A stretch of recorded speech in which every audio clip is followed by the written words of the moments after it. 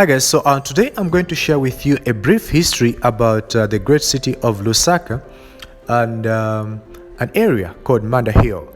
Now, Lusaka became a settlement in 1913.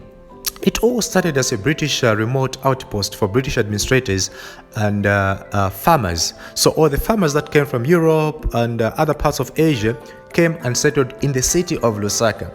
But before we go any further, I must say here that the indigenous inhabitants of this land were actually the Soli people. Okay. Now, however, when the British South African Company came in the late 1890s, they invaded this land and they chased away the indigenous people and made sure that they only lived in the outskirts of the city and were not allowed to enter the Lusaka city. Now, it was only black men who were allowed, and these were men who were actually working in the farm blocks for the white people. Okay. Now, as time went on, in 1935, Lusaka became a central capital city of Northern Rhodesia colony. Now, this is when the British had actually appointed a man called John Hocktep to build all these government houses and other administrative buildings here in this city of Lusaka. Now, John Hocktep, after he had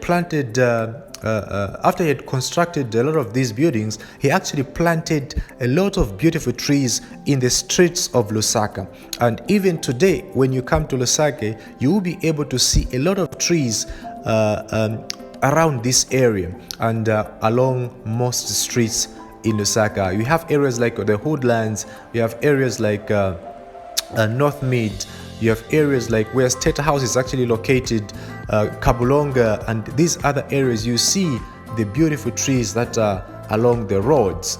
Now, these have been maintained by the indigenous Africans. Now, in 1964, Zambia got its independence, and that is when now the indigenous Africans were allowed to get back into the city and stay there if they so wished.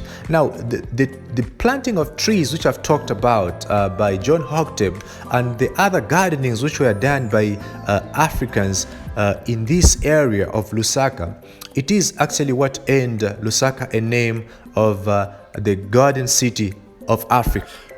Okay, so now let me take you to a place called Mandahill and tell you more about this beautiful place. Come along.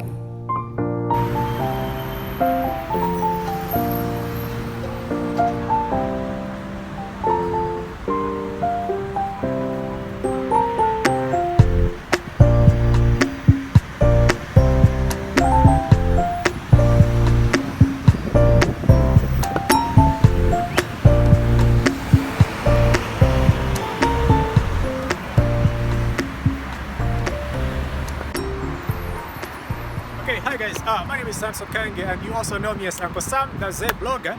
Now, I'm standing here at this beautiful Mandahill footbridge, and behind me, as you can see, I wanted you to guess, but I know you know that this is the beautiful Mandahill shopping mall.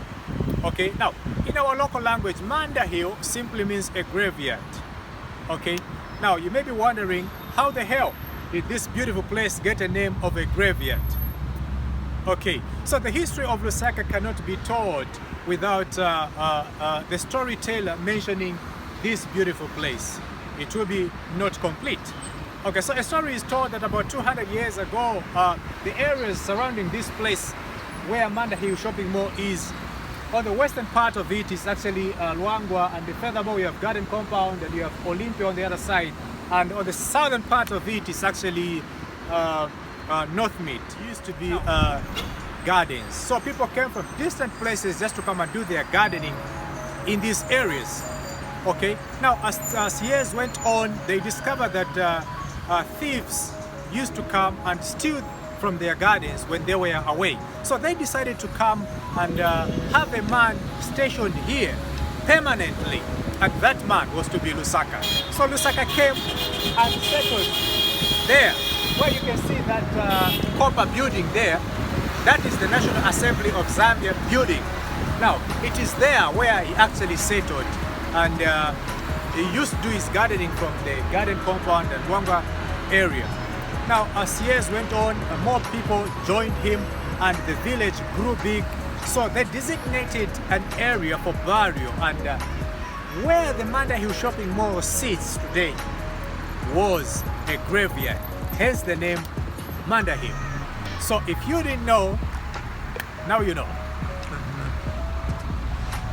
Okay, now you know where the name Lusaka is coming from. Now here we have Christine Mulundika, who is actually the great-granddaughter of Mwa Lusaka. And she alluded to the fact that actually during the construction of this beautiful mall, Mandahill, some human bones and skulls were found, and this information was actually verified and confirmed by the National Heritage Conservation Commission of Zambia. So I am glad that now you know a thing or two about Lusaka. So please consider subscribing to this YouTube channel. I'll be doing more videos on different places, different beautiful places which I would want you people to come and visit. Okay, so this has been Samson-The, your host and presenter for this beautiful history. Now please consider subscribing. For now, I am signing out. Thank you for watching.